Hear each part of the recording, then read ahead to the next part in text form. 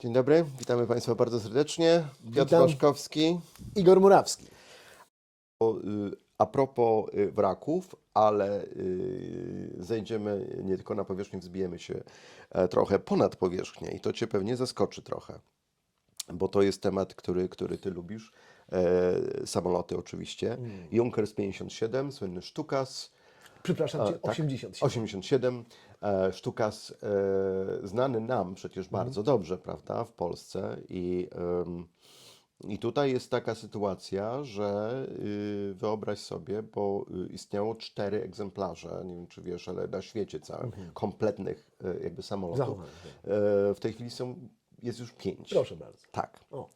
I wyobraź sobie, że Uralskie Muzeum Techniki Wojennej, Wierchnaja Piszma, w pobliżu Jekaterynburga, w południowo-zachodniej Rosji, nabył ten egzemplarz.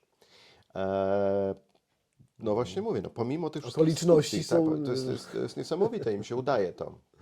I ja tutaj się muszę posiłkować, bo nie zapamiętałbym jakby tej trasy. On wjeżdża do Rosji przez Kirgistan, okej? Natomiast sam samolot miał zostać złożony przez niemiecką firmę z części samolotów odkrytych w Austrii. A właścicielem tego samolotu i jakby nadawcą tego transportu była amerykańska firma z Arizony. Więc Iran Contras. no, To tak brzmi. wiesz, no Mniej kowboje więcej. po prostu praktycznie rzecz biorąc dostarczają. No i w tej chwili jest 5 egzemplarzy tych. I to do na państwowego świecie. muzeum, rozumiem. To jest muzeum Czy prywatne, Prywatne. ale ono jest jakby prowadzone w oparciu o, tam jest konglomerat tej górniczo-metalurgiczny. Tam To jest jest dużo takie pieniędzy. potężne centrum i to jest bardzo dużo pieniędzy. To muzeum generalnie, jak sobie poczytałem, no zdecydowanie jest warte odwiedzenia, jeżeli kiedyś się uda, bo jest poświęcone przede wszystkim właśnie pojazdom i broni z II wojny światowej.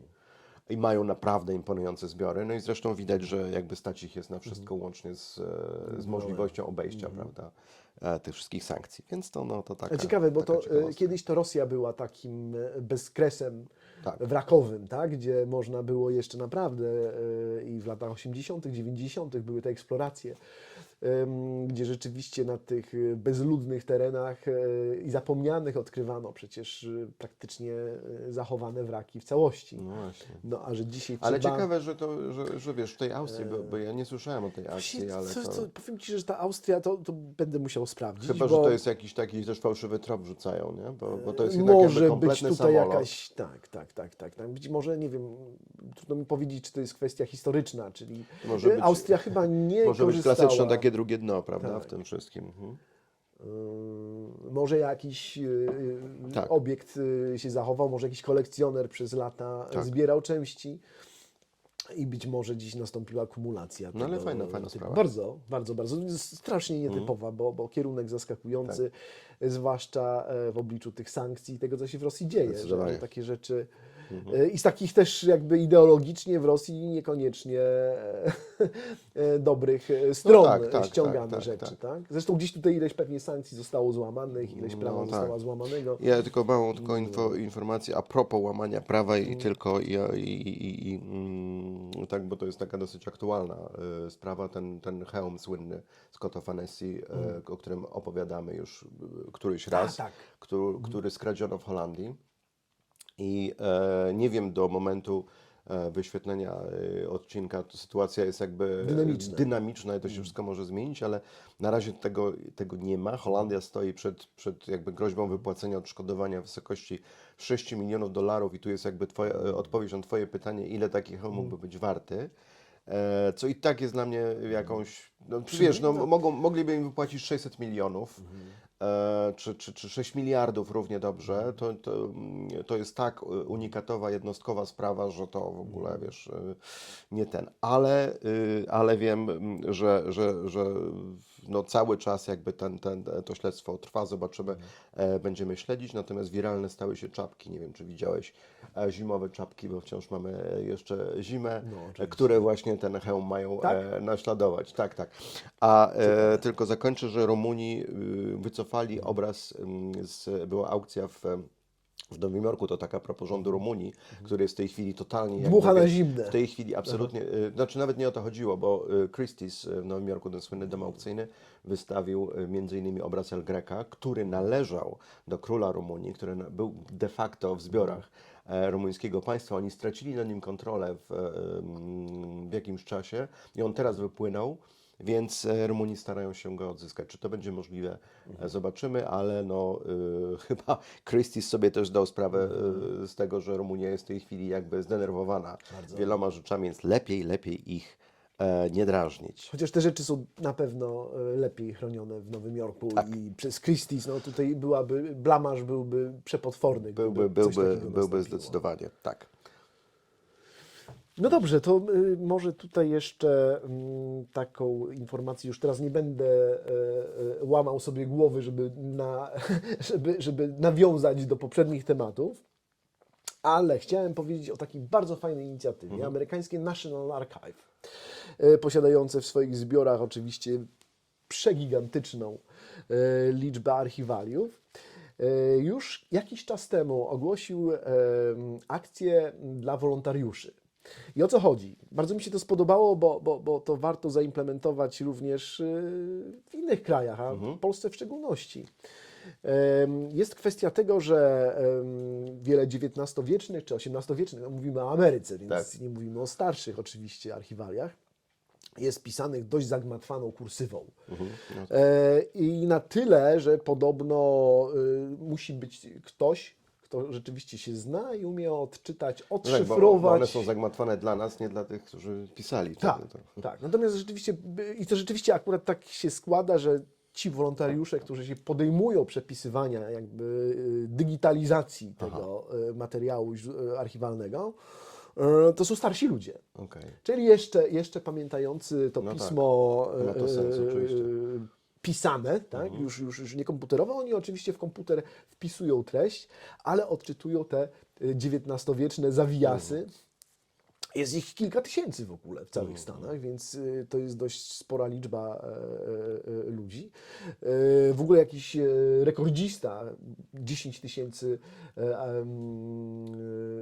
dokumentów przepisał, tak?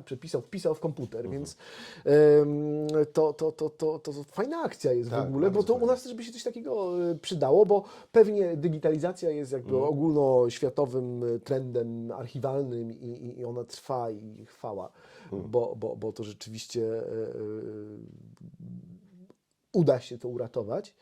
Natomiast ciekawostka właśnie, że nie już bezdusznie robi się to skanerami, ale właśnie w tych pewnie zindywidualizowanych przypadkach ludzie starsi są w stanie, a to też jest fajne dla nich, tak? Bo to są emeryci, którzy znajdują swoje jakieś zajęcie. Szczerze mówiąc, to trochę mnie zaskoczyłeś tą informacją, dlatego że jakby sztuczna inteligencja jest w tej chwili tak powszechnie stosowana i jakby ja rozumiem, że można sobie nie radzić z pewnymi, wiesz, tam alfabetami, zresztą o tym będziemy mówić niedługo, ale tutaj jakby to powinna być pestka.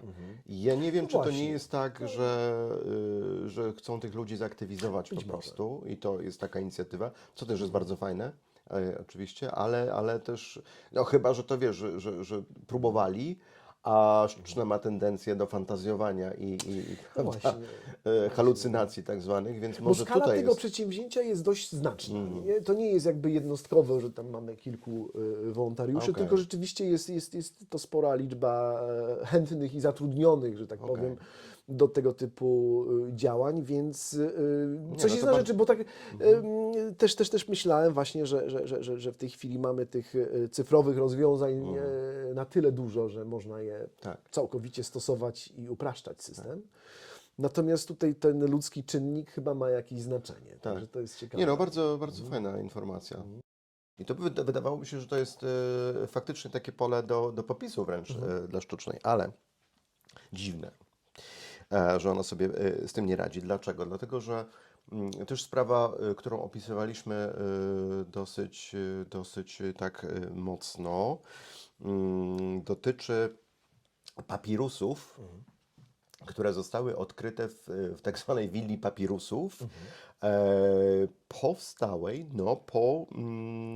po wybuchu Wezuwiusza w roku 79, prawda, gdzie przykryto to wielką po prostu, wiesz, całe i Herkulanom, prawda, i Pompeje i tak Oczywiście. dalej. Willa Papirusów jest takim ciekawym w ogóle jakby miejscem, ponieważ miała należeć do teścia Juliusza Cezara. Ludzie w tamtym czasie bardzo sobie cenili w ogóle zbiory biblioteczne, więc ktoś, kto posiadał, wiesz, kilkanaście w ogóle jakichś zwojów, to już było niesamowite.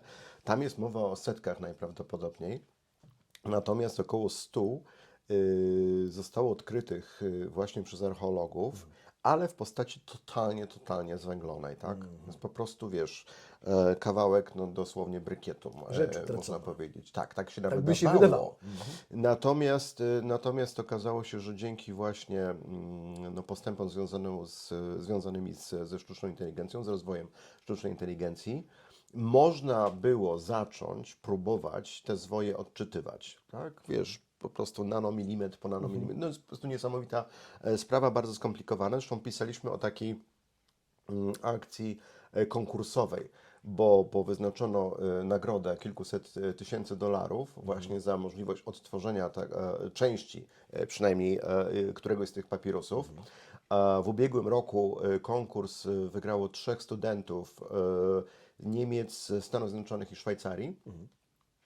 I tam nagroda była, wiesz, za odczytanie zaledwie 200 znaków, to już wystarczyło, oni ponad 2000 tych znaków odczytali, więc naprawdę zasłużyli.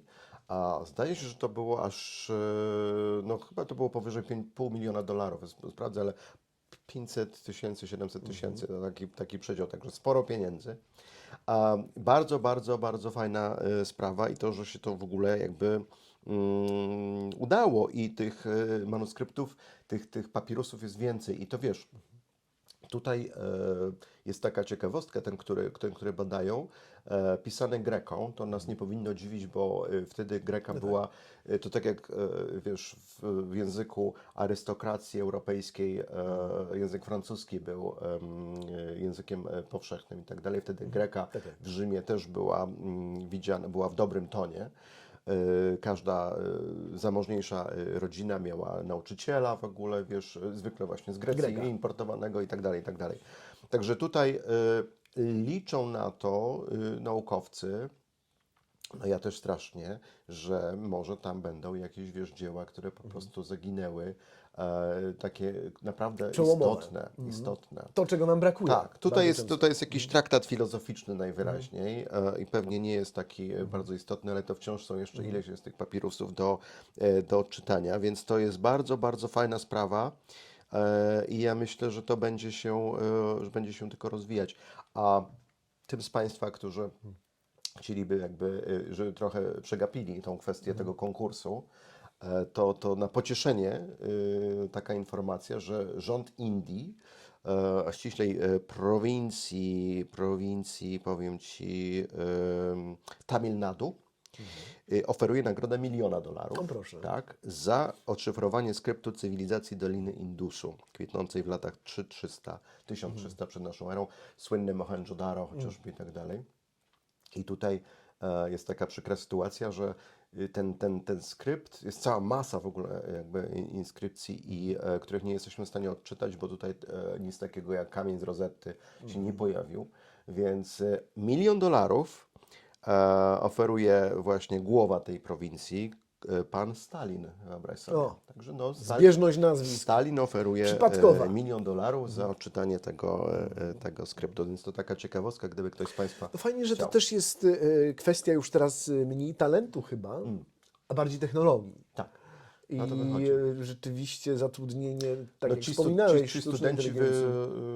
cały właśnie, wiesz, opracowali cały skrypt i właśnie oprogramowanie, które temu posłużyło, więc to nie była tylko kwestia, tak jak w przypadku tych starszych państwa, o których mówiłeś w archiwach amerykańskich, A, którzy dobrze. ślęczą nad kursywą, No, ale wsparcie wciąż to technologii. tylko jest Tak, angielski, tak, tak? tak. Oczywiście. Dziękuję Ci, Piotrze, bardzo. Dziękuję, Igor. Dziękujemy Państwu. Do zobaczenia. Do zobaczenia.